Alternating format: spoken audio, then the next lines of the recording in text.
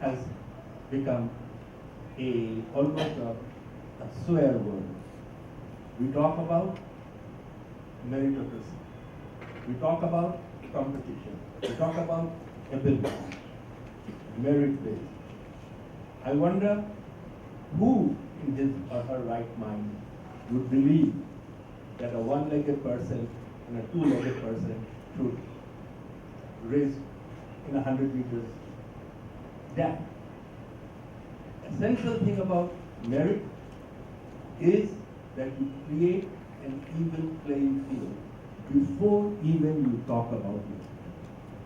And if you understand that, then those of us, the meritocratic community who is sitting in this room, should begin to think, how did we come here and others are not here?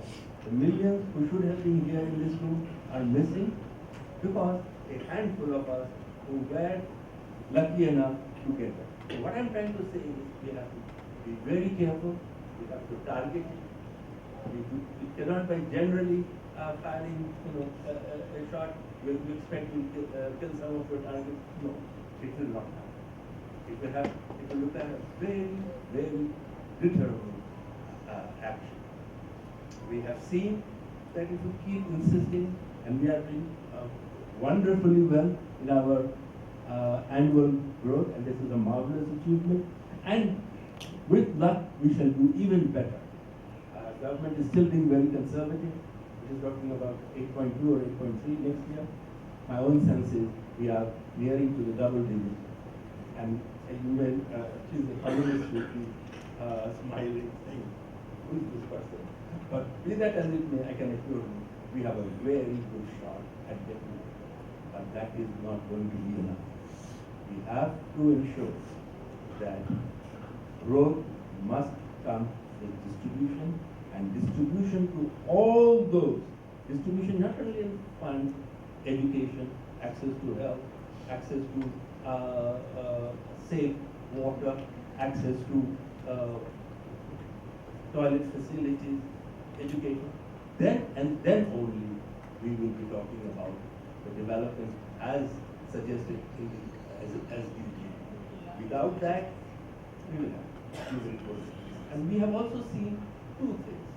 In any country who have succeeded, and I'm thinking about in a way of India, I'm thinking about Sri Lanka, they have targeted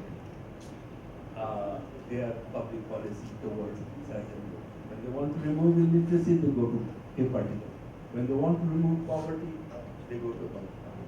And also, we have learned that poverty is not only an income problem. Professor Amartya Sen, both my teacher and my colleague, he has taught us in a way that nobody else would have taught us, that poverty is a concentration or a convergence of disabilities. So you don't solve poverty, you don't become inclusive by targeting one thing, but you have to bring all the sorts of disabilities and disadvantages that these groups suffer from. And therefore, I hope when you're talking of inclusiveness, you will revisit the question of, since we don't have any better word than that, talk about affirmative action, try to bring everybody, or at least at a path or an access to success. Without the access to success, because today access to success is limited to the privileged groups, to the children of the privileged. So at least we must ensure that they have equal health, they have equal type of schooling. Today we are creating two-tiered system, two-tiered society with one type of schooling destined to prepare you for low-income jobs and the other for higher and second. Without these things, I fear we will not do. The other thing, which again has been a great success, and in Bangladesh we are doing this quite well. Nobody could have conceivably imagined that a country like Bangladesh, with such comparatively low per capita income, could have aspired, and I qualified, aspired to means-tested social safety nets. We have done that, and far from it being a drain on our resources or slowing our growth, it has actually expedited our growth. So we really need, if we want to be inclusive, we have to extend these social safety nets so that everybody benefits, and if they benefit, the society benefits. Another thing that Bangladesh has done in a very modest way, but it's a great beginning, is, again I am using this grand term, universal basic health. So our community clinics are providing that. And although I have not yet seen any detailed analysis or statistics, but I am getting reports from various places that as a result of the community clinics and as a result of some of our social safety nets, which are targeted to women who get it conditional to their children having nutrition, protein, and so forth. The result is, and this is what should again tell us, that these are good investments. Better attendance in school, lower absenteeism in work. These are the sort of things which I hope you will be able to tell us with certainty that it is actually happening.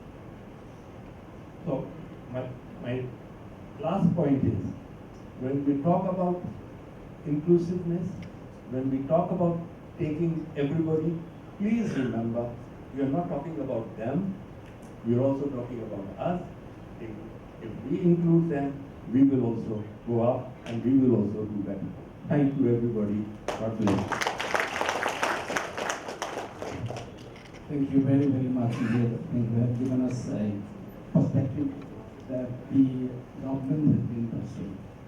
And because of within the framework of the government policy, there is a government organization to draw from the policies that the government has formulated, which pursuing, or in some cases maybe for safety. Some idea also. Just one point.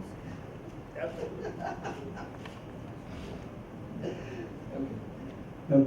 Your comment that growth with equitable distribution, I think that's the key. Everybody has to get his or her share, genuine share they deserve. Why?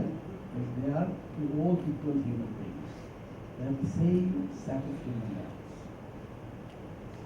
And our Declaration of Independence has there are other things, but three things are there.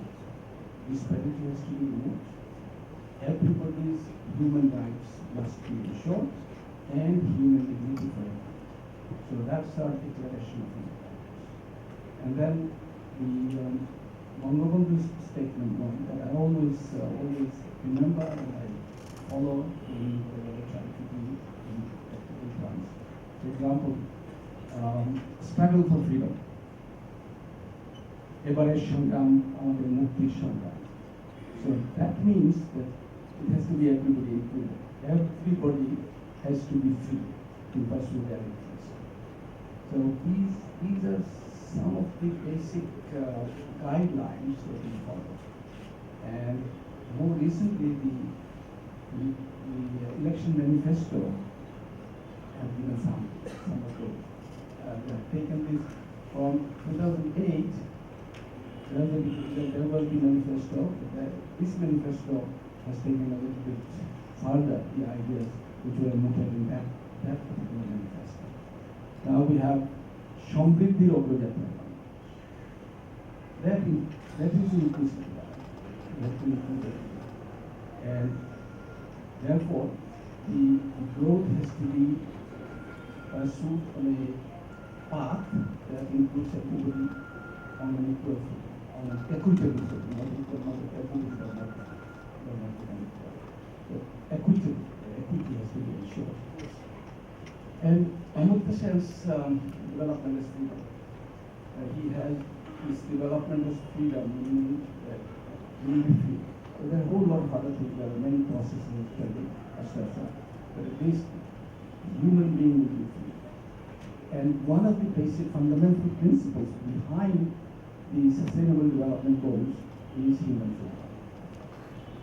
Now, we have taken it a little further by adding human dignity. So development as human dignity, which of course we draw from our Declaration of Independence. So our tradition goes back to 1971. The Sustainable Development concept which the world has adopted in 2015, but we have it in the ideals of our liberation work. So it should have been very firmly established here, but because we have all those years, lost years, we are now trying to re-establish what was established in 1971 and its aftermath. So we are working with the young people now. This commitment is very deep. We have mobilized thousands of youth, both male and female, and provided them with human values training first, and the ideas of liberation work.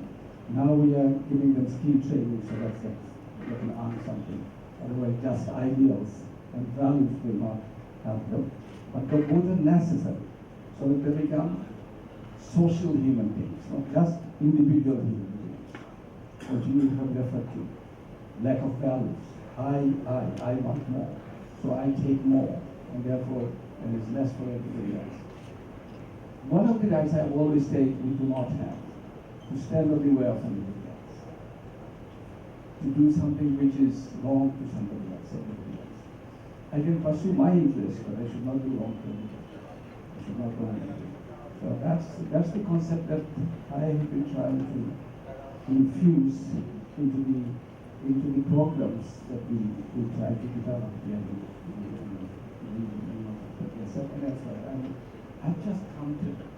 I chair 14 networks of civil society, including three institutions, yourself, IONM, Dhaka School of Economics. But there are other sub-networks, Governance Coalition Forum, Right to Food, Tobacco, Anti-Tobacco Platform, Platform for Elderly People, Platform for Agricultural Workers, so on and so forth. But I try to infuse these basic ideas of human values and social values. So let's hope our little bit contribution will be helpful to the government's larger policy framework that has. I take the election manifesto as a better guide to plans and other documents. But these really political goals of the government, very clearly stated. And I suggested that the budget should be written with the election manifesto before anything else that has not been done. That will promote the goals of the government that you have just talked about. So I thank you very much for coming here today. Once you visited one of our NDT unions, if you remember, and after that, 1 or 2 times we met, and you told people, I will have maybe you visit now because that has gone much further. So if you go and see this one, we have even nearer one. That was Shombar. We have one in Jamaica here. So you see that this is total development. Nobody is excluded. And no dimension of development is excluded. All dimensions are included, and everybody is included, every sector. So I think we have come to, all good things have to come to an end, right? So the 2 days conference, I think you have been there, right? So it's too long, too crowded, too long. Even you want to hear it? So I conclude here and I hand over the microphone to Dr. Mulleri, the Executive Director of Institute of Inclusive Finance and Actually shaking people. So it is inclusive development. He has worked very hard to organize this conference. He's done marvelous. Thank him and his colleagues, and also the partners in this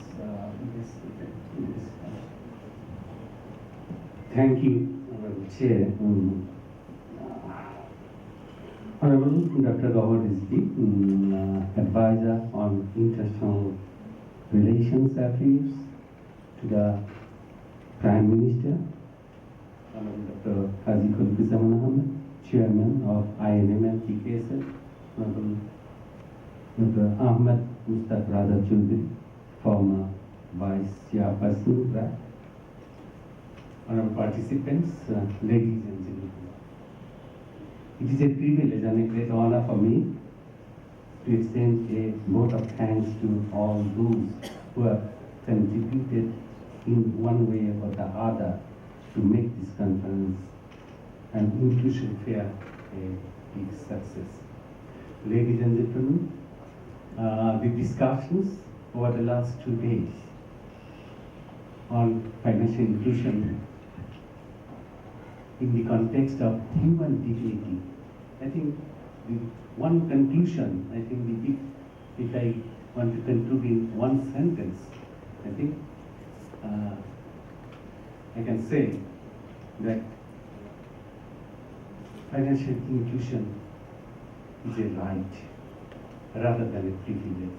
I think over the last 2 days, the discussions on various aspects of financial inclusion, including its enormous possibilities in bringing a dignified life, particularly to the poor and the underprivileged, shows us that financial inclusion is absolutely a significant tool to improve the quality of life as well as provide and create a human society in Bangladesh. I think this conference has been organized by the Financial Inclusion Network Bangladesh, and I'm glad to inform you that after this conference, we'll be launching a number of other efforts in the direction of for promoting financial inclusion with human dignity. In particular, we'll be, I think, undertaking water credit model trainings and other implementation projects with cooperation from water.org, as well as we'll be undertaking regional financial inclusion awareness programs in the context of human dignity with support from concerned international. I think there are other efforts we are discussing with Bank Asia Limited and other partners, so that with the help of our members of the Financial Inclusion Network, we could spread this message of financial inclusion with human dignity all over Bangladesh. I'm sure all these efforts can improve the social dignity, particularly of the underprivileged people in this country.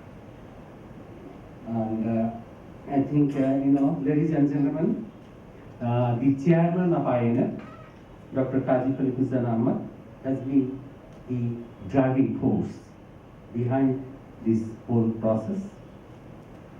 His vision and interest has once again culminated in another success story. I wish to express our deep gratitude to our Honorable Chairman for his inspiring guidance.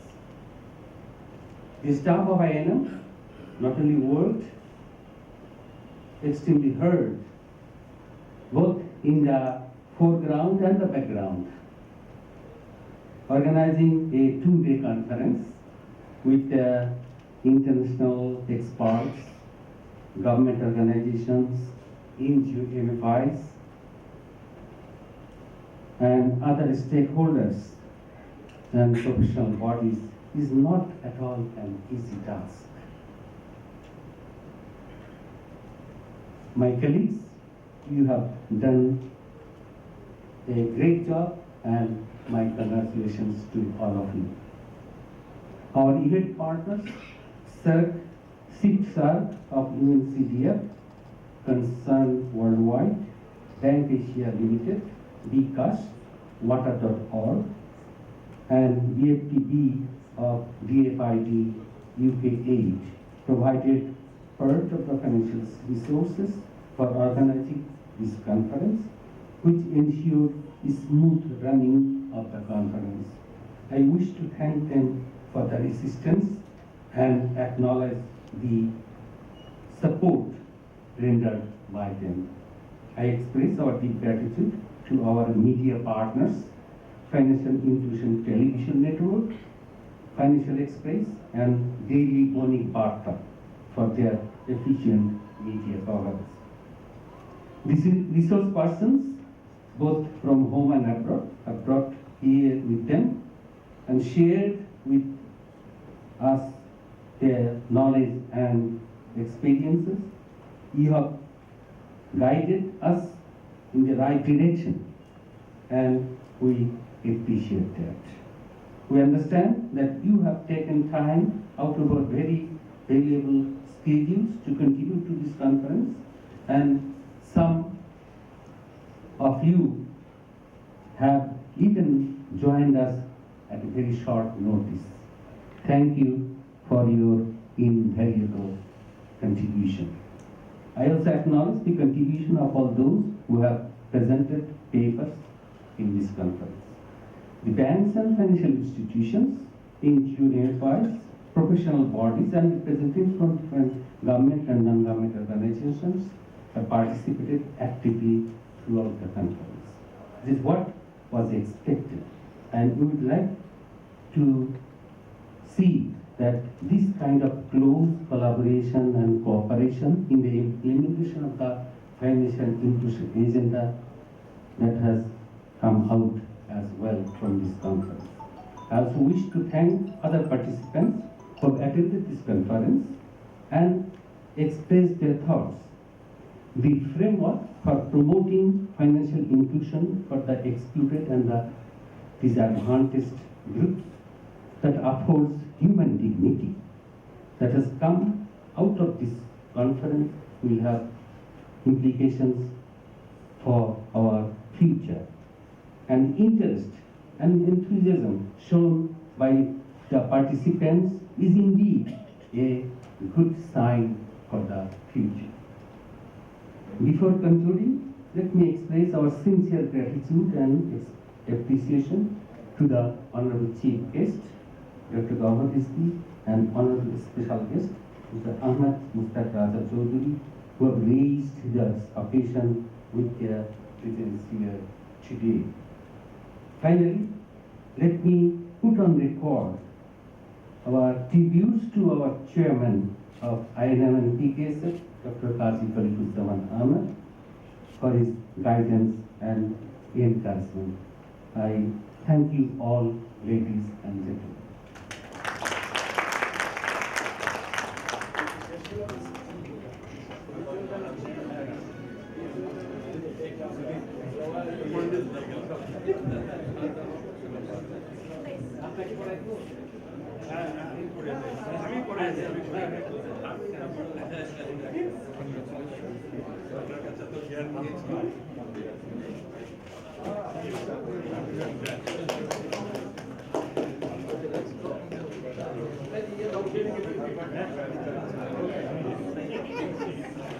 আমরা সবাই একটু বড় করে দিই please.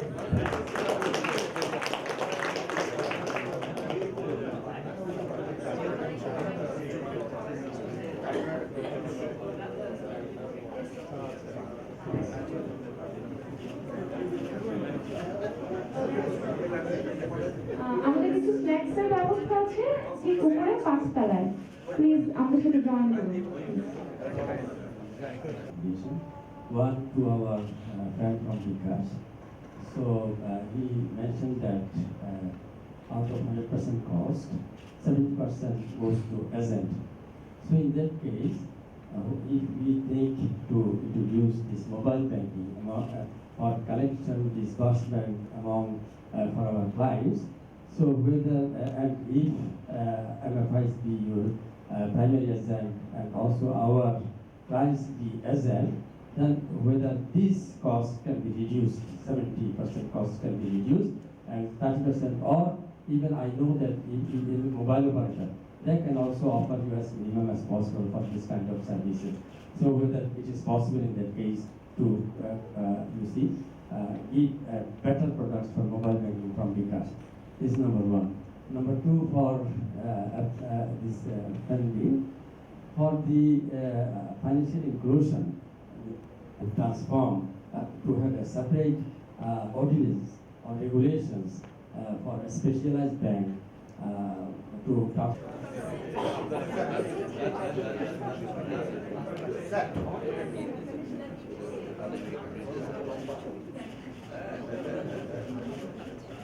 Thank you, sir.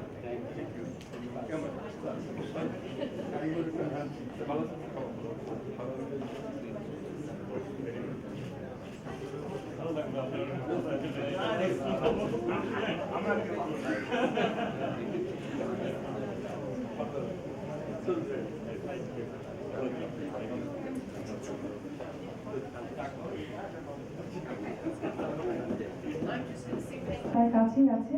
আমরা আশা করছি 5 মিনিটের মধ্যে স্টার্ট করতে পারবো আমাদের closing session.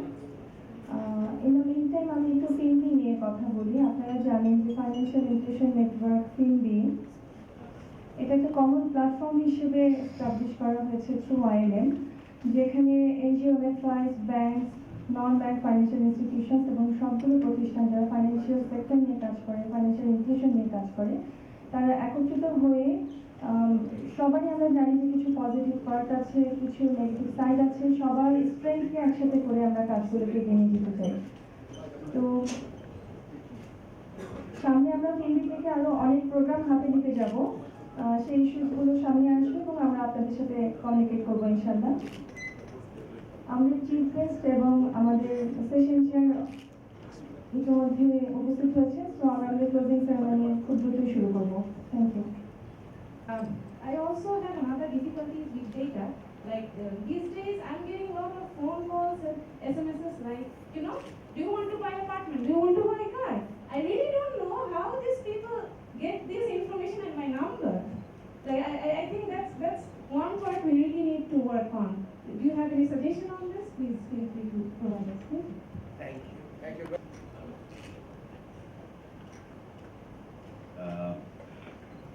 So, I don't know how much of you know about the Facebook and Cambridge Analytica case studies. A case that happened between Facebook and Cambridge Analytica. Okay, so you need to know about it. I don't see any hand raised in the back. It was about how the data from Facebook was used by a particular organization to influence your democratic rights by influencing your behavior and pushing you to vote for whom they wanted you to vote. So coming to your point, the point that was there was a recent documentary on this whole case. And there is this professor from the US who said that my data has been used. At least let me get that data to understand how they use it. What aspects of my data, my age, my marriage, certificate, sex, whatever, what element of my data points were used? And he went to UK, where Cambridge Analytica's office were. And after I think it was 1 year, and Cambridge Analytica came back and says, sorry, I'm guilty, but we cannot share with you the data. So it means to say that the level of information that's out there. But that is where I think we are talking about different kind of audit now, right? So You used to have a financial audit, and then you used to have a different kind of audits, and now you have data audits kind of stuff. That's one side of thing, but more is also that some of these organizations are also looking at multiple sources of data to verify. So the more sources of data you have, the more the verification becomes quite easy. So there's no single answer to it, because that's the challenge that the sector is facing still now and will be facing, because you have bright minds on the other side too. So that's just to let you know about it. The other thing is, and I think your point is like, as a consumer, everybody has that, right? But the answer to that is, just imagine how good Google and Facebook have got to understand you, that they can predict you with already the data they have. So it's not, yes, they can predict wrongly also. But that is where the data has gone to levels where they have been using data to predict the behavior, your choices, your products, your requirements, and then giving an advertisement around it. So I'm saying this because there is also this notion about, so there was one colleague of mine who was using WhatsApp, and she was talking about some normal tea brand. And then she went into her Facebook profile and she saw that the tea brand advertisement is there, right? But that was not a hacking of WhatsApp that happened. It was just that Google's prediction of your choices have increased so much, or Facebook's has increased so much that they're able to predict much better than what your predictions are. So it's going to that level. But I don't have an answer how we can break that. But if you go to Google, now you have a lot of documents saying 10 ways of how you can protect your data, 20 ways of how you can do this. So you have those, but that's thank you. Thank you, Mr. Gupta. So I have a very brief remarks to make. We are almost to the end of the session. The point that I want to conclude with relates to the point that both of you made. It relates to the ethics of data use. Data by itself is only a tool. And like any other tool, data can be used can be put to good use, and it can be put to bad use. And the challenge is, you have discussed several challenges, but I feel that one of the most important challenges is to ensure that the data that we collect is not only of good quality, but the use that you put to it is also good. It doesn't go against the interest of those people from whom the data is collected.